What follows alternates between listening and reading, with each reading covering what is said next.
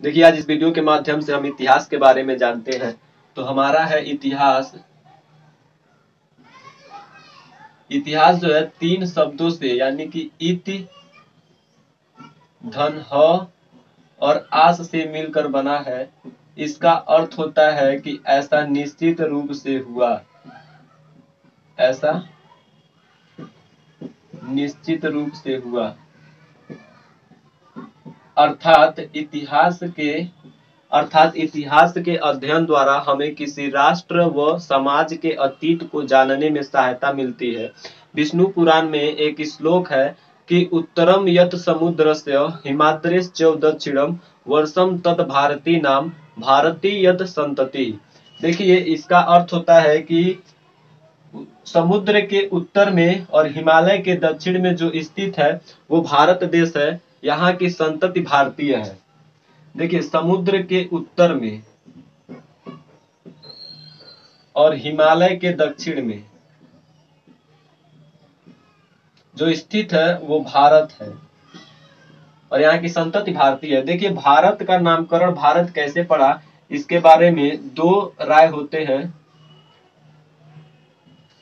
एक हमारा है कि ऋग्वैदिक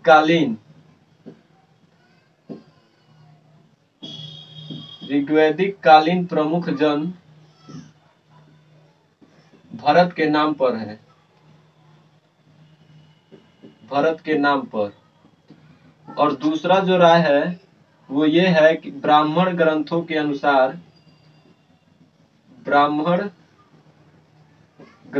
अनुसार दुष्यंत पुत्र भरत के नाम पर। ये हमारा भारत देश का नामकरण जो है ऋग्वैदिक कालीन प्रमुख जन भरत के नाम पर है और ब्राह्मण ग्रंथों दुष्यंत पुत्र भरत के नाम पर है। देखिए, हिंदू शब्द की उत्पत्ति महान सिंधु नदी से हुई है और इसी से हिंदुस्तान पड़ा है। देखिए, भारत के लिए इंडिया शब्द का सर्वप्रथम प्रयोग यूनानियों ने किया था। इंडिया का सर्वप्रथम प्रयोग जो है यूनानियों ने किया था। ये हमारा इतिहास था। और इसके बाद ये जानते हैं कि इतिहास के जनक जो है वो हेरोडोटस है। हेरोडोटस को इतिहास का जनक कहा जाता है। इन्होंने हिस्टोरिका नामक पुस्तक लिखी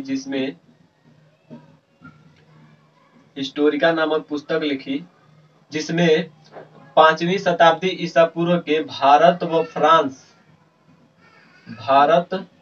और फ्रांस के बीच संबंध का वर्णन है। भारत फ्रांस के बीच संबंध का वर्णन है 5वीं शताब्दी ईसा पूर्व के बीच।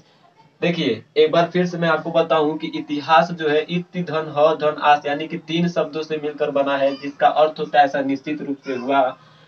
एक भारत जो है हिमालय के दक्षिण में और समुद्र के उत्तर में स्थित है। भारत देश का नामकरण जो है एक तो ऋग्वैदिक कालीन प्रमुख जन भरत के नाम पर है और दूसरा माना गया है कि ब्राह्मण ग्रंथों के अनुसार दुष्यंत पुत्र भरत के नाम पर है। भारत के लिए सर्वप्रथम इंडिया शब्द का प्रयोग यूनानियों ने किया था और हिंदू शब्द की उत्पत्ति महान सिंधु नदी से हुई है और इसी से हिंदुस्तान नाम पड़ा है। ये हमारा इतिहास था। इसके बाद हम भारतीय इतिहास की तरफ बढ़ते हैं।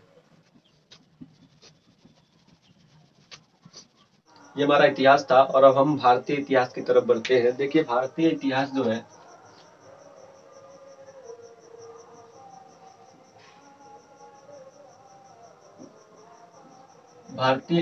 देखिए, अध्ययन की दृष्टि से भारतीय इतिहास को हम 3 भागों में बांट के पढ़ते हैं। भारतीय इतिहास को 3 भागों में बांट के पढ़ते हैं। एक हमारा होता है प्रागैतिहासिक काल। प्रागैतिहासिक काल जो है 30 लाख से 3000 ईसा पूर्व के मध्य के काल को 30 लाख से 3000 ईसा पूर्व के मध्य के काल को प्रागैतिहासिक काल कहते हैं। और दूसरा हमारा होता है आद्य ऐतिहासिक काल। ये जो है 3000 ईसा पूर्व से 600 ईसा पूर्व के मध्य के काल को कहते हैं आद्य ऐतिहासिक काल।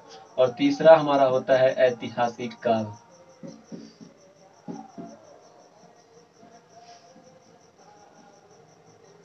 ये जो है 600 ईसा पूर्व के बाद के काल को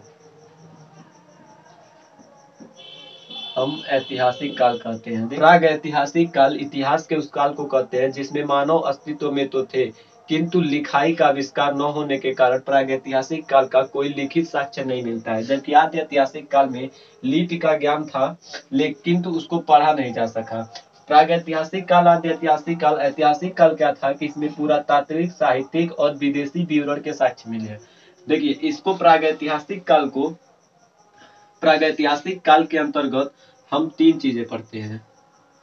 एक हमारा होता है पूरा पाषाण काल,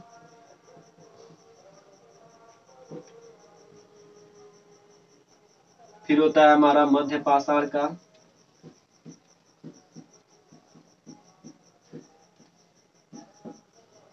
और फिर तीसरा हमारा होता है नव पाषाण काल। ये हम प्रागैतिहासिक काल के अंतर्गत पढ़ते हैं। और आद्य ऐतिहासिक काल के अंतर्गत हम जो है सिंधु घाटी की सभ्यता,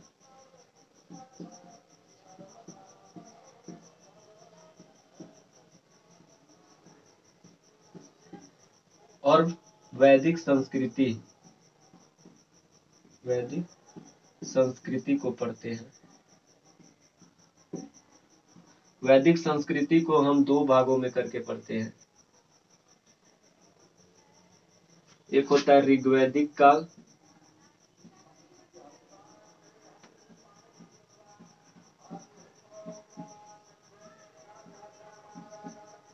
दूसरा होता है उत्तर वैदिक काल।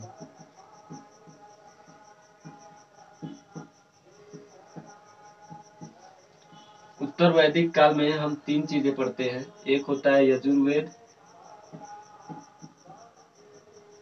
फिर होता है सामवेद, और फिर होता है अथर्ववेद। देखिए, इसके बाद हम ऐतिहासिक काल में 3 चीजों को पढ़ते हैं। एक होता है हमारा प्राचीन इतिहास,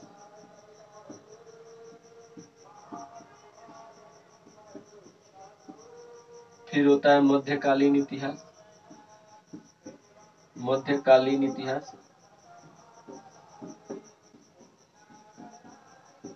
और फिर हमारा होता है आधुनिक इतिहास।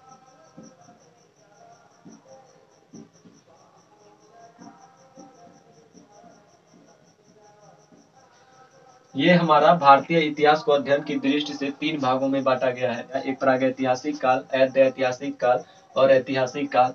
प्रागैतिहासिक काल के अंतर्गत हम पूरा पाषाण काल, मध्य पाषाण काल और नव पाषाण काल पढ़ते हैं। आद्य ऐतिहासिक काल के अंतर्गत हम सिंधु घाटी की सभ्यता और वैदिक संस्कृति को पढ़ते हैं। वैदिक संस्कृति जो है 2 भागों में हो जाता है, एक ऋग्वैदिक काल और एक उत्तर वैदिक काल। उत्तर वैदिक काल में हम यजुर्वेद, सामवेद और अथर्ववेद को पढ़ते हैं। ऐतिहासिक काल में जो हम प्राचीन इतिहास, मध्यकालीन इतिहास और आधुनिक इतिहास पढ़ते हैं। ये हमारा भारतीय इतिहास जो है अध्ययन के दृष्टि से विभाजित किया गया है। देखिए, कल हमारा जो है प्रागैतिहासिक काल पर वीडियो आएगा। आज के लिए बस इतना ही था। और उसके अगले दिन पूरा पाषाण काल, फिर मध्य पाषाण काल, फिर नव पाषाण काल। उसके बाद हम आद्य ऐतिहासिक काल की तरफ बढ़ेंगे, फिर ऐतिहासिक काल की तरफ बढ़ेंगे। तो क्रमशः आपको इस चैनल पर हिस्ट्री से रिलेटेड वीडियोस प्रोवाइड होते रहेंगे। अगर आपको यह वीडियो पसंद आया और आप संपूर्ण इतिहास को पढ़ना चाहते हैं तो जुड़िए हमारे साथ। और आपको ये समझ में आ रहा है कि ये जो इतना ही में पूरा आपका इतिहास फिक्स है, यही आपका भारतीय इतिहास है। और कॉम्पिटिटिव एग्जामिनेशन में आने वाले प्रश्न भी यही से है। क्योंकि अब जब प्राचीन इतिहास को सिलेबस बनाएंगे, मध्यकालीन इतिहास का सिलेबस बनाएंगे, आधुनिक इतिहास का सिलेबस बनाएंगे, तो ये बहुत बड़ा हो जाएगा।